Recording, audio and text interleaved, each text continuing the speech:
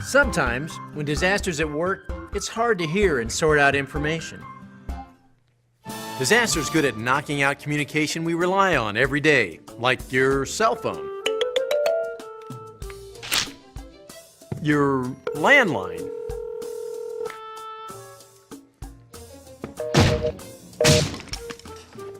your laptop. You wouldn't. Even your television.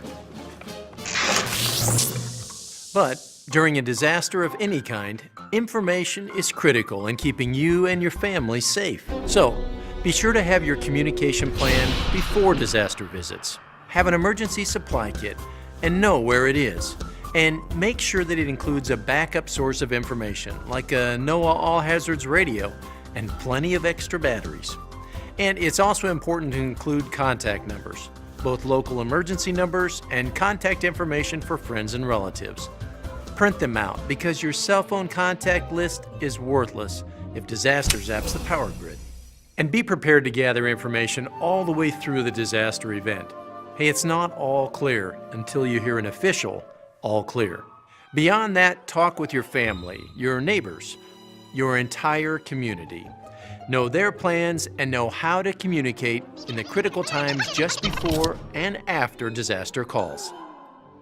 And in any disaster, there's strength in the numbers of your community and their plan for disaster response. When disaster visits, there can be a lot of noise, including the chatter of misinformation. Disaster might be all over social media, but you want to make sure that the information is relevant to you and your situation, and is coming from a reliable source. Don't let disaster leave you in the dark or out of the information loop. Make an emergency kit and have a plan before disaster visits, and be prepared to stay informed. Information and communication are the keys to keep disaster from getting the last word. Look up. Go to preparemetrokc.org for more information.